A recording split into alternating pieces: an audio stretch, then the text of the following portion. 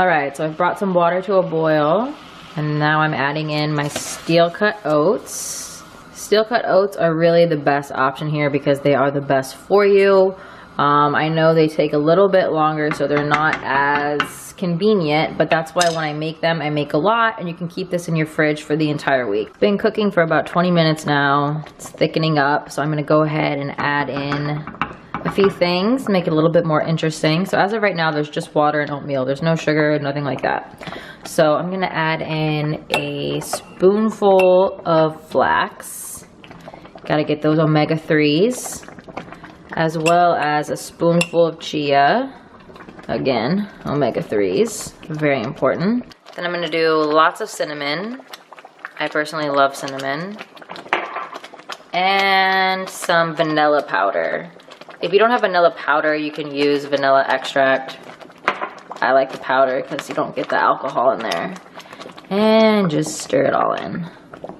Now I know you're probably already thinking, what in this is gonna make it taste good?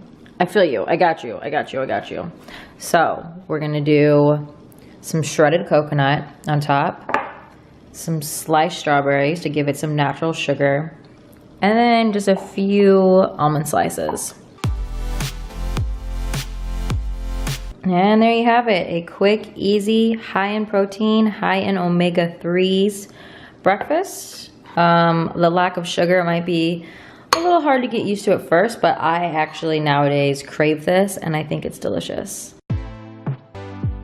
For the base of the soup, I'm going to be using vegetable broth as well as 2 cans of diced tomatoes in tomato juice, a large onion, or maybe 2 small medium onions if you can't find one that's like this super massive. Potatoes, carrots, an entire huge thing of kale. Let's keep it healthy. Some white beans, a large can or 2 small cans, some barley, and then spices of your choice. I personally love seasoned salt and just pepper, keeping it simple. How glorious all the hard work is done. Doesn't that just feel great? Isn't this just like satisfying to look at? I love this soup recipe because it is seriously so easy. So right here, I've just been browning the onion in some veggie broth. Over here in my huge soup pot, I'm just bringing the diced tomatoes and the juice to a boil. So far we have the tomatoes and the juice, the onions and the beans. And I'm actually gonna add a few cups of water until I get it to the kind of like consistency that I want, or like the right ratio of veggies to liquid. It's finally boiling, so now I'm gonna go ahead and put in the barley. About 20 minutes later, I'm gonna go in and start putting in all of this green kale. Look at it. And at first, you're gonna be like, holy shit, Kalel, that's a lot of kale. Just start calling me KLL. No, I'm just joking, don't do that. 10 minutes later, and I'm gonna go ahead and just add in the rest of our stuff. Please don't splash me, please don't splash me. This is not easy to do with one hand. I feel like my pot is literally gonna overflow. And then for some spices, of course, a little bit of pepper, as well as the legendary seasoned salt.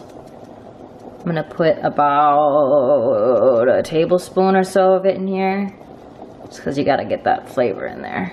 And that's pretty much it. So I'm gonna put the lid on, and I'm gonna turn down the heat to about medium low, and I'm gonna let this sit for about 1 to 2 hours. I know that seems a really long time, but basically the longer you let it cook on low, I find the better it tastes. You want the potatoes to kind of like fall apart and thicken up the base of the soup. At least that's how I like it. And you want the kale to become really soft. So I suggest just leaving it on low for a few hours, check it every now and then, and that's it. 2 hours later, and here is the finished product. You'll see it's thickened up quite a bit. The kale's really nice and soft. Perfection. There you have it, a nice hearty lunch. Soup is the best too because it literally stays good for, I think I've had even soup in my fridge for like 2 weeks before, and every time you heat it up, it almost just tastes better and better. The flavors blend more. Garbanzo beans, lemon, garlic, turmeric, cumin, and garlic salt. And then whatever veggie you'd like to dip it in.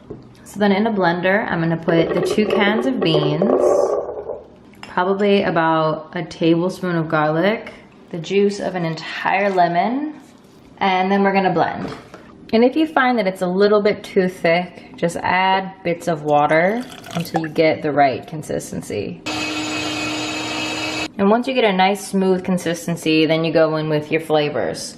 So I'm doing these three and pretty much in this order. So a little bit of cumin, a little bit more of garlic salt, and a lot of turmeric. Turmeric's really, really good for you. And the taste isn't really that strong, so I like putting a lot. And then reblend with the spices in there and just kind of keep tasting it, adding more spices, tasting, adding more spices until it tastes the way that you want it to taste. And there you have it, quick and easy snack.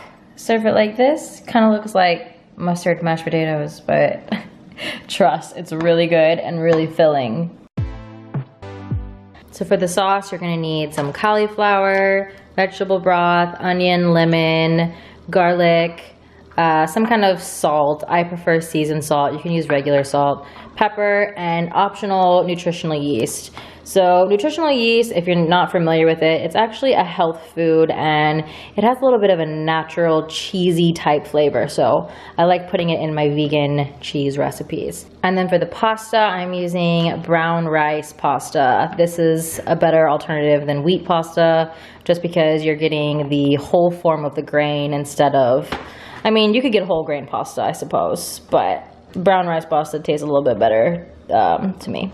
Anyway, and then again, just some frozen broccoli.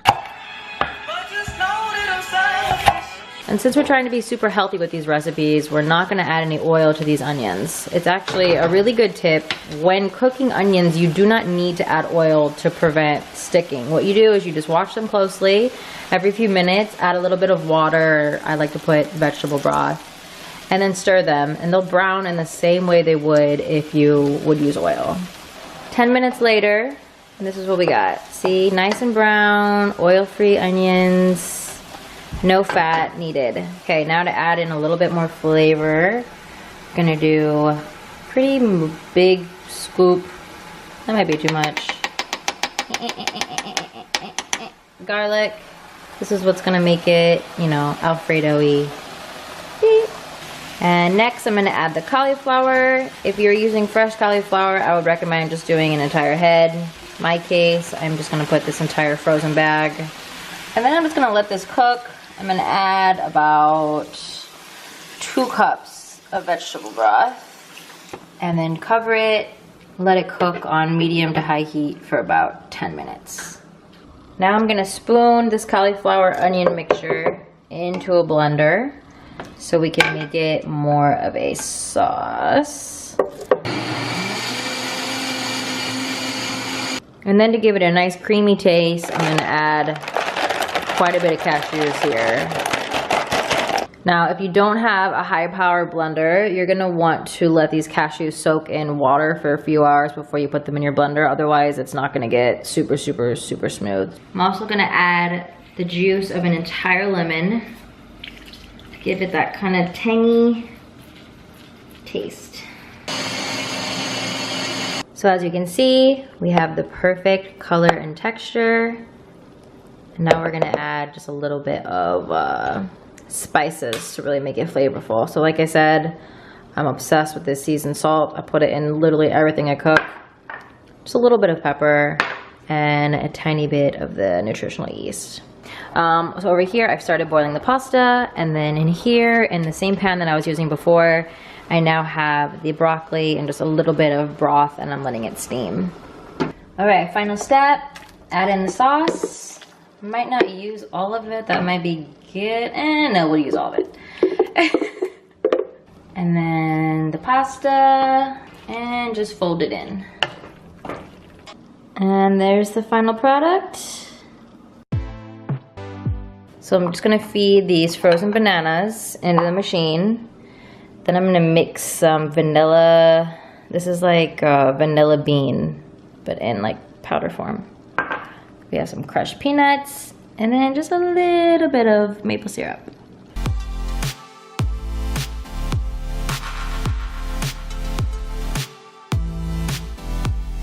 All right, so we're gonna put just a little bit of peanuts. And I already mixed the vanilla bean into the ice cream. Just a tiny, tiny, tiny bit of maple syrup to kind of mimic like a caramel.